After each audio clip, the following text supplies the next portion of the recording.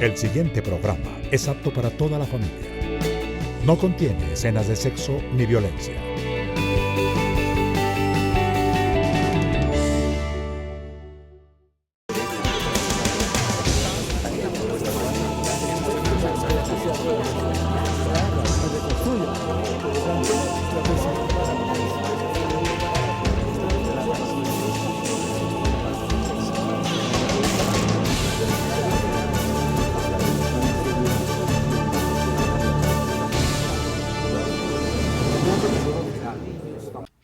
Este año las centrales, federaciones y sindicatos unirán esfuerzos para plantear en los diferentes pliegos de peticiones asuntos comunes, con el fin de fortalecerlos en las mesas de negociación y apoyarse constantemente en las mismas para lograr condiciones dignas en lo salarial y prestacional, concursos para la conformación de plantas, estabilidad laboral, generación de empleo decente, evitar que el gobierno descargue en los trabajadores, las amas de casa y la población en general, la baja de los precios del petróleo, situación que se habría enfrentado de mejor manera si se hubiera impulsado la industria nacional y no los TLC y la entrega del sector minero a las multinacionales. El 26 de febrero, la Federación Colombiana de Trabajadores de la Educación entregará su pliego de peticiones y luego estará al lado de la CUT durante la entrega del pliego estatal en el Palacio de Nariño. En este proceso de suma de fuerzas, desarrollarán acciones de defensa y movilización, no solo de trabajadores, sino de la sociedad colombiana, que espera cambios en momentos en que se discute la paz, valor que para los movimientos sociales solo es posible con progreso para todos. Buenas tardes, bienvenidos a Contrastes, porque la realidad tiene diferentes miradas. Este es un espacio de la Federación Colombiana de los Trabajadores de la Educación, concebido para que ustedes en la tranquilidad de su hogar construyan opinión.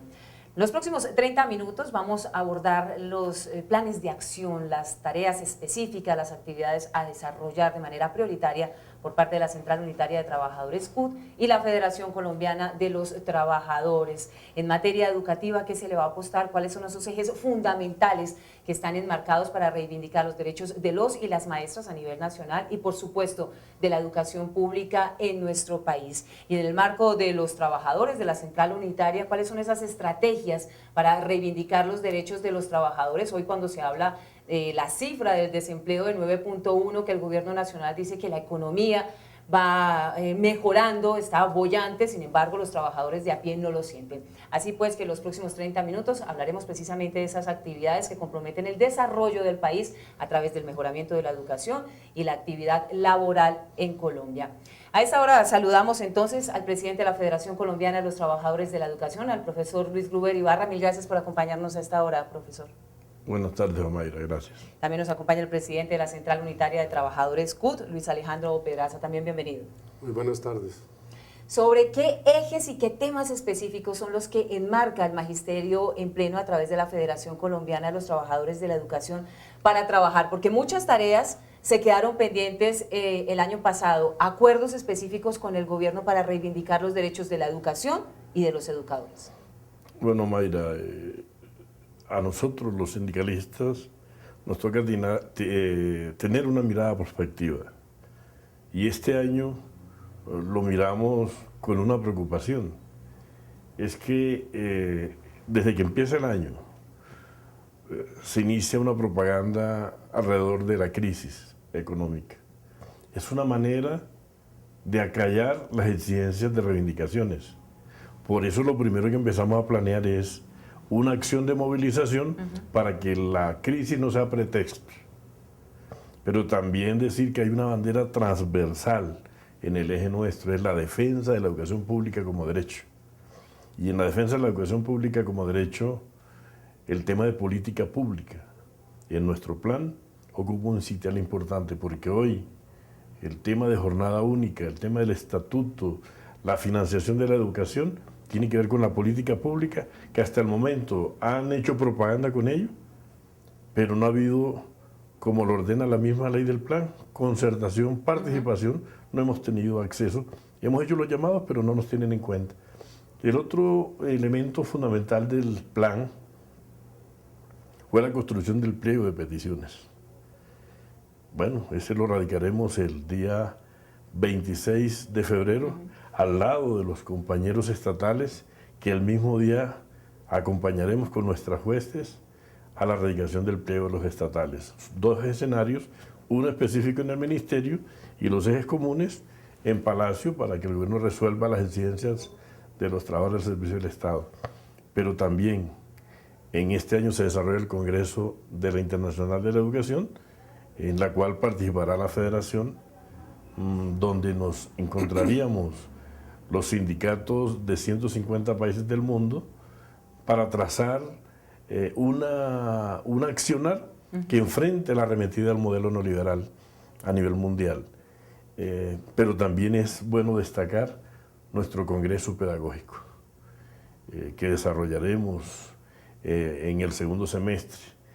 Y en el marco de eso, la participación política de los maestros. Como hay elecciones, FECODE considera que en la profundización de democracia, en la conquista de democracia, los maestros debemos participar al lado de los candidatos que representen la opinión de los trabajadores, la opinión de los sectores populares, las fuerzas alternativas para fortalecer y profundizar democracia. En general, esos son los aspectos que el plan contiene, pero decir que en medio de esas diversas cosas, en la conquista del Estatuto Único Docente no deja de ser un sueño, una bandera que ocupa cardinal importancia para la Federación. ¿Cómo inicia el 2015 para el sector de los y las trabajadoras en nuestro país luego de un incremento irrisorio que terminó siendo por decreto no concertado con la mesa con las centrales? Bueno, nosotros en este 2015 como Central Unitaria tenemos un mandato renovado que emitió el 6º Congreso de nuestra central realizado en el mes de septiembre del 2014. Esas conclusiones van en 2 fases.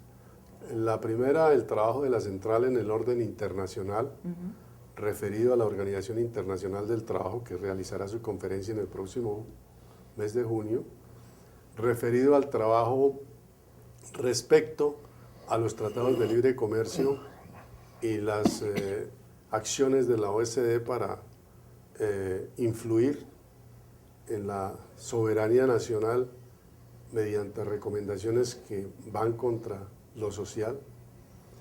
Y en lo que concierne al ámbito también de la paz, este es un asunto que si bien es de interés nacional en prioridad, también tiene un contexto internacional en el que la CUT juega un papel importante. Y en lo que concierne al tema nacional,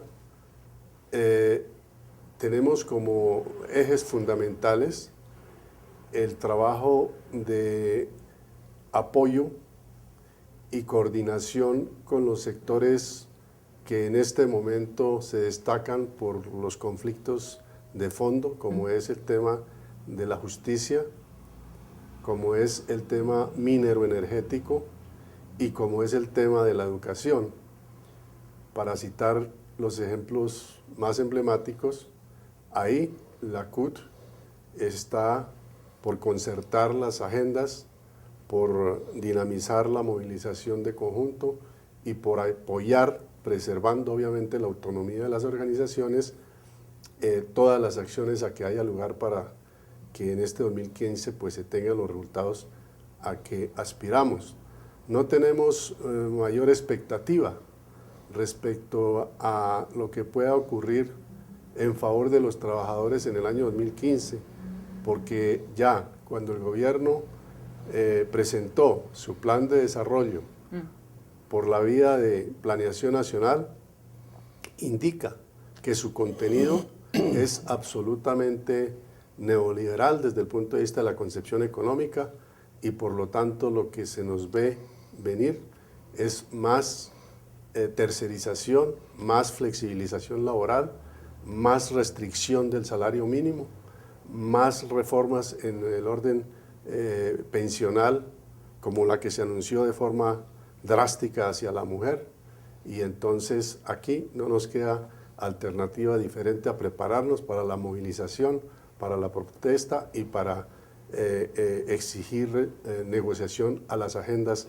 que tenemos desde la CUT Nacional, pero también desde las organizaciones afiliadas a la central. Profesor, señor. Sobre eso, Claro que sí. cuando Alejandro plantea lo que la OCDE pretende para el país, nosotros creemos que aquí hay un enfermo, que es la situación del pueblo colombiano, que el gobierno tendría la responsabilidad de buscar darle salida. Y trajo un médico, la OCDE, pero ese médico parece que no fue a aplicar la eutanasia. Todas las medidas que plantea la OCDE, que las adoptaron en el plan de desarrollo, son medidas contra la paz, contra la democracia, contra los trabajadores, contra derechos. Y nos preocupa esa intromisión de ese organismo al cual yo no sé por qué le tienen tanto afecto desde el presidente Santos y todos sus acólitos en este caso, y nos llama la atención que esa fórmula que no va a resolver los problemas del pueblo colombiano en medio de la discusión para llegar a la solución del conflicto, esa fórmula va a agudizar el conflicto social de este país. Hacemos una pausa y regresamos a Contrastes. Radio Revista Encuentro. Programa institucional de PECODE. Encuentro. Sindicalismo, arte, cultura, actualidad, tecnología, pedagogía, educación. Las expresiones de vida con que se construye Colombia tienen un punto semanal de encuentro. Todos los sábados a las 7:30 de la mañana por Colmundo Radio.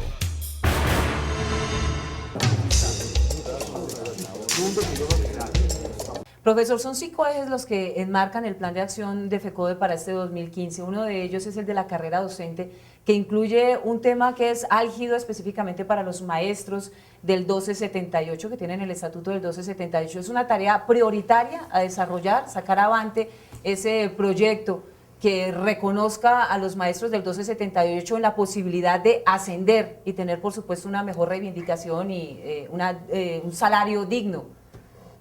Omar, en ese hay 3 aspectos. Sí. Está el aspecto que tiene que ver con algo que ya ganamos. No va más la evaluación de competencia. Y en eso tiene el gobierno el compromiso para cumplir que no va más. Pero también quedamos que es necesario construir, concertar los nuevos criterios para ascenso y reubicación. En eso no hubo acuerdo en la mesa en que estuvimos sentados. Sin embargo, se vuelve un imperativo. Tenemos que llegar a acuerdos. Pero es que además del congelamiento de los compañeros del 1278, si no se construyen los nuevos criterios, los maestros del grado 14 están congelados. Sí. Un maestro del grado 14 puede hacer maestría, doctorado, un PhD, puede ganarse el Nobel y no tiene manera de mejorar sus condiciones salariales.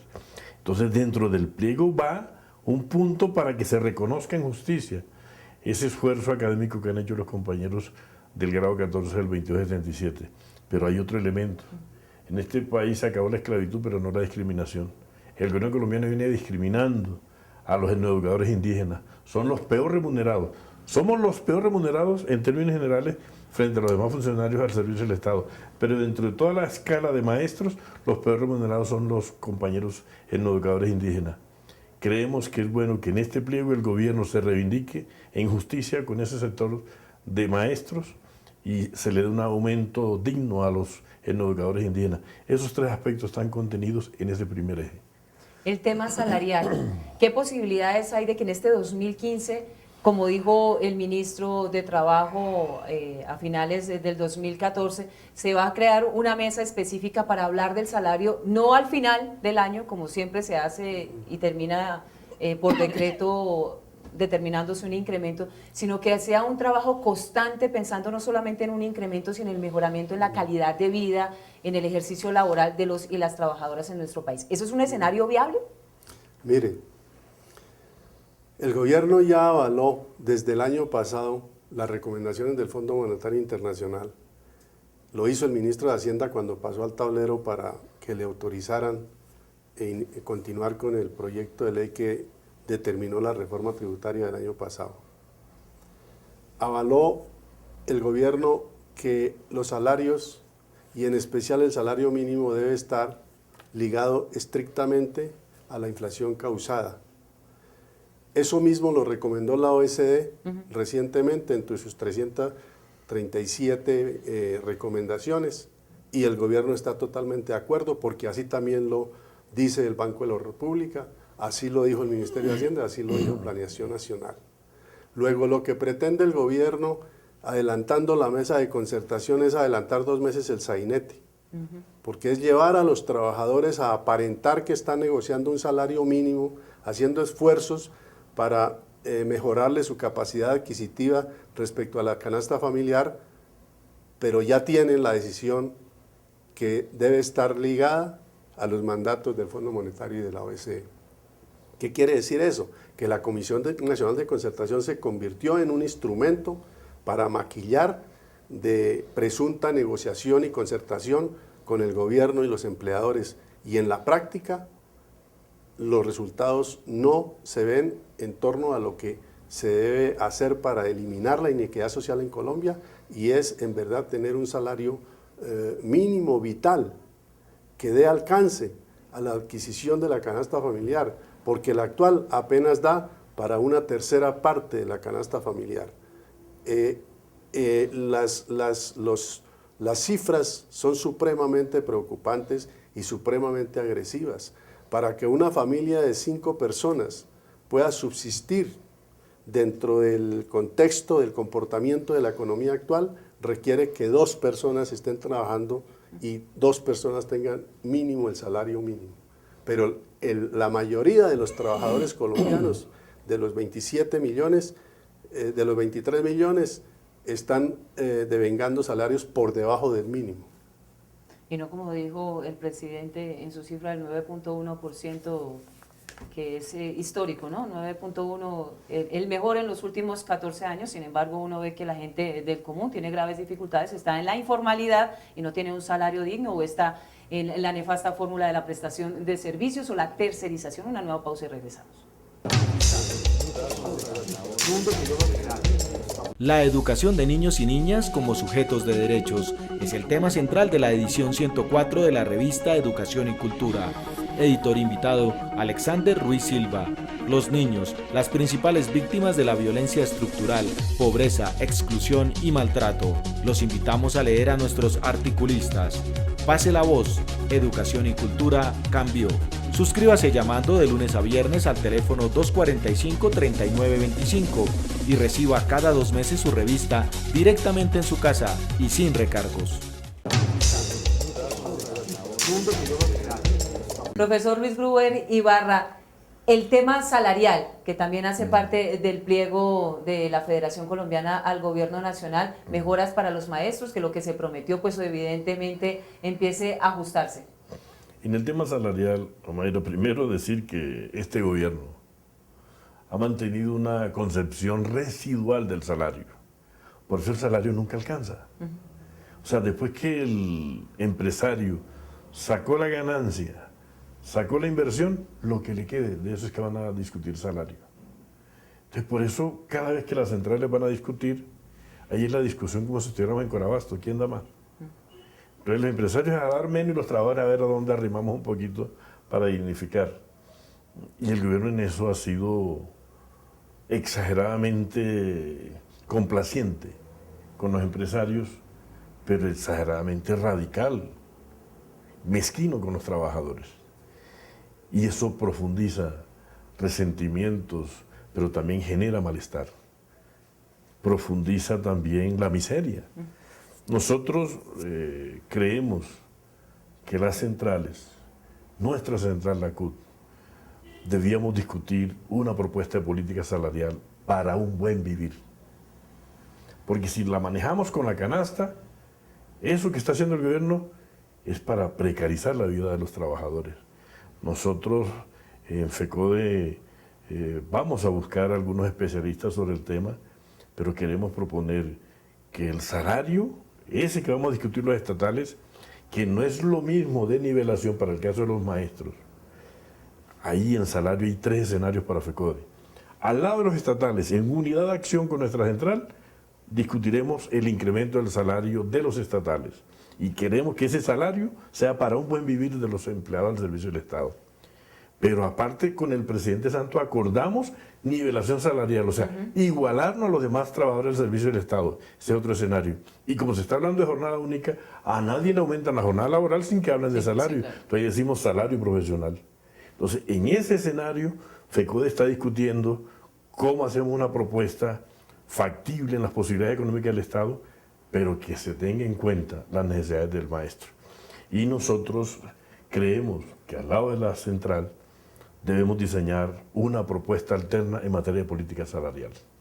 Hay otro dolor de cabeza que la Central Unitaria de Trabajadores pues ha venido desarrollando año tras año. El año pasado, frente al Tratado de Libre Comercio, específicamente con Corea, logró bajarle un poco la onda un tiempo. Sin embargo, frente al trabajo acucioso que se hacía al interior del Congreso de la República, pues este salió avante como muchos otros que firmó el gobierno nacional, complicándole la vida a los trabajadores, específicamente a la gente que labora en el campo. ¿Qué actividades específicas se tienen frente a este tema?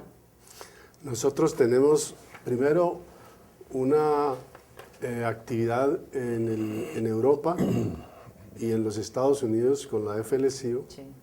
para hacer trabajo común frente a este tema de los tratados de libre comercio, cuyos resultados se están viendo ya y son absolutamente lesivos para Colombia. Prácticamente un 60% dicho por los pequeños y medianos empresarios. Empresas han desaparecido de ese nivel del contexto nacional y se están yendo para otros países en donde tienen posibilidades de subsistir.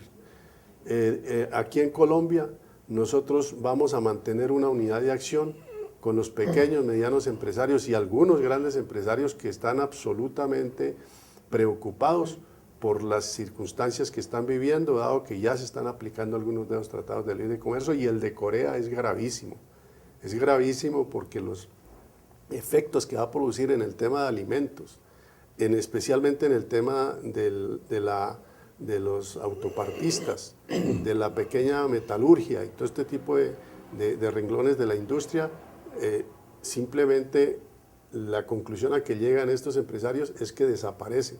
Nosotros tenemos una responsabilidad con el país, nosotros tenemos una responsabilidad con el futuro de la industria y del comercio en Colombia, y por lo tanto vamos a mantener esas alianzas y vamos a seguir insistiendo al gobierno que debe revisar esos tratados de libre comercio, si es que no es mejor cancelarlos como ya lo hizo Grecia cuando dijo con Europa no va más el tratado de libre comercio.